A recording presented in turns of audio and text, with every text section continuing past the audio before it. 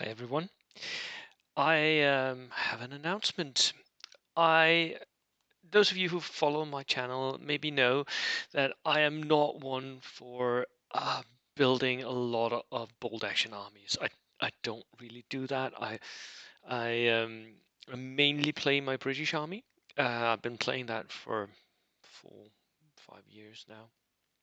And I play bold action competitively. I don't uh, my hobby things are other stuff, other time periods. I don't really build that many bold action armies. I'm not one who has a huge collection of different armies. I'm not someone who obsessively buys the next big thing. I'm even more narrow in my hobby interests, in that I'm mainly just I try to only buy Perry miniatures. I'm a Perry fanboy. Um, so that is where I go to and find my stuff. So right now I have my Brits, and I have my Czechoslovakians, which was my army project, which was basically built because I had inherited a bunch of old toys from the 1960s, and they turned out to be a 28 millimeter. Almost World War II, slightly post World War II soldiers. So I built an army around them. Um, with the concept of building mostly just old toys. There was a few 3D printed stuff that I had to um, put into the army, but mostly it's just made of old toys from like antiques from the 1960s. However, I am going to start a new army, and that is my announcement. I am building a new army, and it's going to be anti-Soviet partisans, the OUN or UPA, depending on period. And this happened because I'm also a history teacher. Uh, Besides all this bold action stuff, I'm a history teacher. I studied military history when I was in university, and I now teach at a college.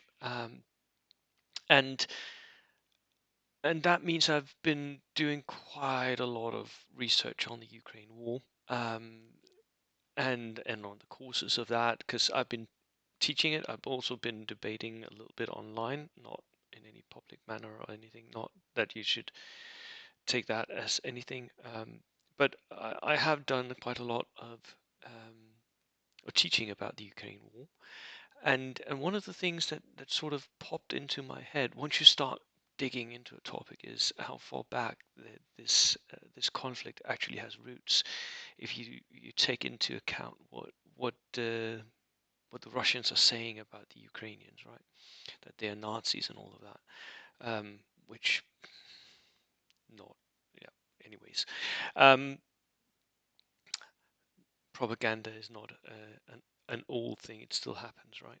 Um, But if you look back in history at Ukraine's participation in World War II, there is a lot of ambiguity, just like there is for Denmark. I don't know how many of you know this, that my Danish viewers might, but people abroad, Denmark ended up being considered an allied nation after World War II. We were occupied by the Germans from 1940 to 1945, and we actually like fought on like the first day, the 9th of April. We fought that day against the German army, right? Um, a little bit. The Danish army was not mobilized, so they sent out like some parts of it, but yeah, Denmark didn't really defend itself. Um, and after that, we collaborated with the Germans. We collaborated with the Third Reich, and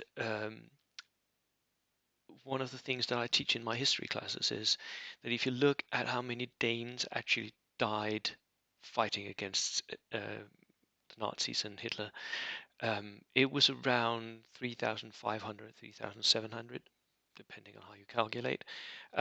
Most of them died either fighting in Allied service um, or in resistance groups in Denmark. However, if you look at how many people died fighting for Hitler. It's around 6,000. So almost twice as many died fighting for the Nazis.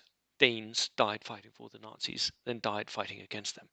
So how can we really say that we are the good guys, right? So you can't. When you look at World War II history, there's nothing really clear, and so I became a little bit fascinated with Ukrainian history on this topic, and the Ukrainians actually fought for an independent nation. They were sick and tired. During World War One and the collapse of the Russian Empire, the Ukrainians tried to become independent, and they were actually defeated by the Red Army, the Soviet Army, in the Russian Civil War in the 1920s. And that means once you get to the Second World War, there was still this hatred of the Soviet army, of the Soviet state, and the Ukrainians wanted independence, at least, especially in the western parts of Ukraine. But there were also huge groups of Cossacks in um, Eastern Europe, in Ukraine, in the Don, that actually also wanted independence, and groups of them fought for the Axis powers. Some of them were just prisoners of war who were recruited into Axis army instead of the horrible conditions in the POW camps. but but this all fascinated me, and I thought, you know what? Maybe I can build a Ukrainian army of Cossacks and partisans fighting for Ukrainian independence against the Soviet Union and against Germany, allied with the Soviet Union, allied with Germany. You know, switching sides. That could be an awesome project, and the Cossacks could be a real awesome project because they could be mounted. And I love painting horses. And I looked through my collection. Um, saw what I had. I found some pictures online. Look at this Cossack dude over here in German uniform, with the blue boots, the blue boots, and the blue trousers. Lovely uniform, isn't it? Like there's splashes of color here. That would be something that I actually maybe would enjoy to paint. Normally, I don't enjoy painting bold action. And the partisans down here in the corner by my head. Look at these guys. Don't they look awesome? They've got Soviet rifles mostly, and then just, regular everyday clothes. So that was my inspiration. And I immediately started looking out and seeing what I could find um, on this topic, and how I could build this, and like what would it be, the army I was building. So I always was going to get some German uniforms. I needed that. I was going to get some Soviet equipment. I needed that as well. I needed somebody in just regular World War II men's clothing, and I needed some cavalry. So I looked through my collection. I found this box. This is a Perry Miniatures duck box, and let me just pull out a few sprues here. Now, these guys are actually in German uniform. They're just basic German infantry, but they are what I love. They are Perry miniatures. Love these guys. Very convertible, very kit bashy. And I was like, yeah, I'm onto a good thing. I can get my German uniforms from these guys. And then I looked through my other collection and I found these guys. Hope you can see that. This is a Perry miniature American Civil War cavalryman. Um, This is a good place to go if you need horses for bold action. They are in the right scale, and their equipment is not way off.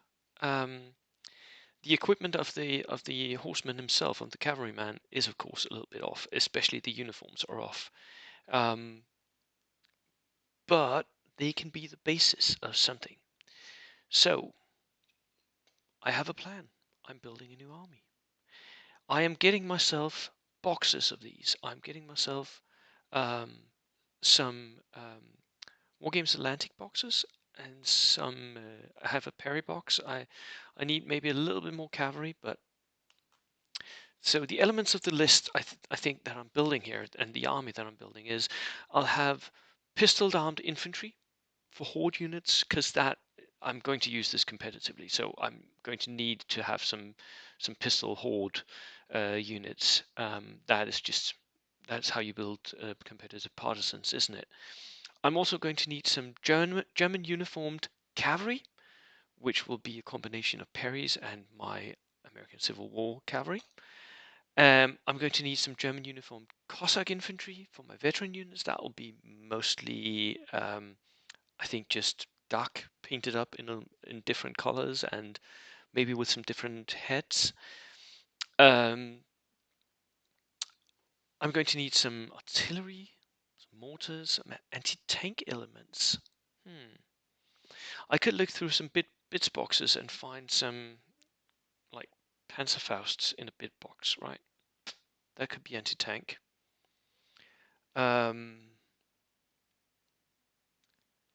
but I'm also going to need crew. But I'm really good at kit bashing these Perry miniatures. I've all my crew for my Brits are just Perry miniatures that I've like done something with the arms, and then all of a sudden I have crew for a mortar or for a howitzer. So that could work still, just using the German sprues instead of the British sprues.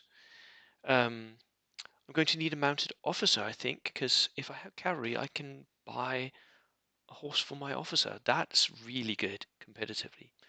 And I'm going to need a tank, which you guys can advise me on that. Which tank should I get for this list? Should I get a tank even?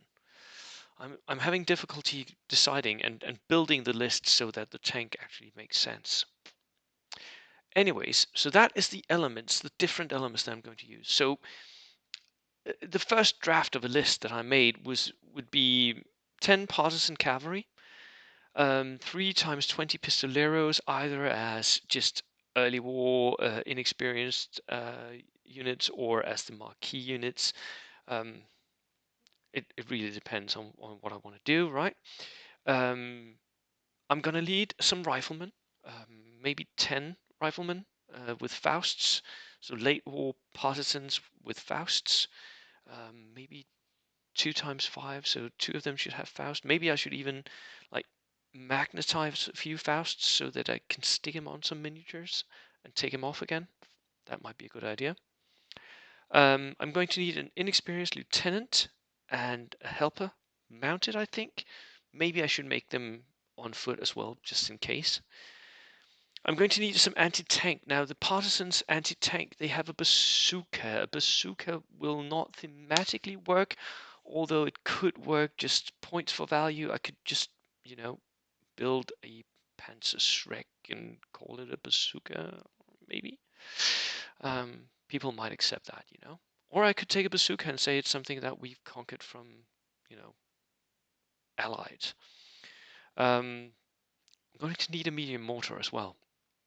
Um, haven't got one, but I've built some medium mortars for my Czechoslovakians, so maybe I could do some of that.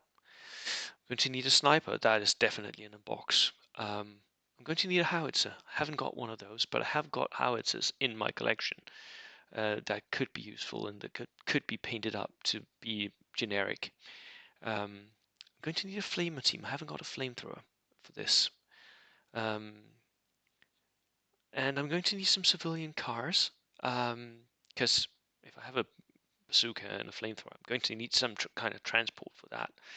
So maybe get myself some old toy cars, maybe a Panzer III, maybe for the tank. I'm not sure. Um, Partisan lists can take German tanks that are conquered, um, but I'm not sure. You guys can advise me on all of this and advise me on where to get some of this stuff that I don't know where to get. So, my kit bashing plan would be the Pistolary Infantry. I'm making those from the Wargames Atlantic Partisans with all the pistols that I can scrounge from all the other kits. I'm thinking even there's like one pistol arm on this dark sprue. I'm going to need that. I'm going to need every single pistol I can get, because they're just there's not enough pistols, and I'm going to need 40, 60 pistol hunt troops. That's an insane amount, but that's what I'm going to need. Um, I'm going to build the Cossack cavalry based on the Perry AC American Civil War, and some dark bodies, and then I am going to get some 3D printed Cossack heads, um, just because I want that fur cap, and I want it to look right. I may, with some of this infantry, I may switch out some of the heads, give them some sort of Soviet caps, or yeah, something like that. I think just to have them have a mix of headgear, because if you look at pictures from the period, they do have a mix of headgear. They have some cabs that looks a little bit Soviet. They have some of them have German caps as well. Some of them had helmets, German helmets. Some of them had Soviet fur caps with the ears. Um, yeah, the Cossack infantry, I'm going to do Peridac and Wargames Atlantic sentries for those, again with 3D printed heads or Soviet heads. Um, some Wargames Fausts and some Soviet guns, I think. Already found a sprue of Soviet guns and are cutting out rifles and machine guns. Um, whoa, that wasn't intentional. Um, for the crew, I'll be looking at heavily at my bits boxes, just finding arms and bodies that can sort of fit. And I don't care if their sleeves are rolled up or whatever. It doesn't matter as long as I'm putting them on partisan bodies. It does not matter. So that's the kit bashing plan. What am I still lacking? I need to figure out a final list. If you guys have suggestions, please in the comments. What would you build? Competitive partisans. I haven't built a lot of these. I have reviewed some lists. I've built some competitive partisan lists, but not a lot. If you have suggestions, in the comments, please. I need some armored choices as well. So tanks, armored cars, what should I get for such a force? What would you recommend? What have you been running yourselves? I need some more cavalry, I think. Right now I have 10 or 12 of these guys. I'm needing a little bit more, just to make sure that I have, so I can have 2 units of cavalry and an officer if I want to run more or less cavalry.